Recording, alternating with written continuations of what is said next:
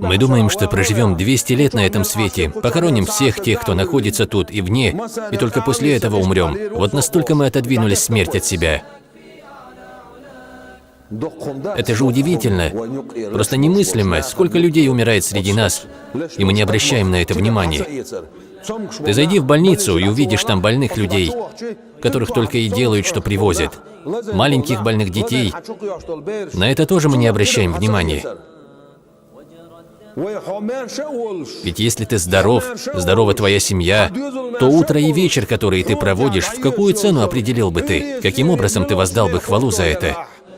Ты никогда не закончишь воздавать хвалу за это. Сколько бы ты отдал денег за это?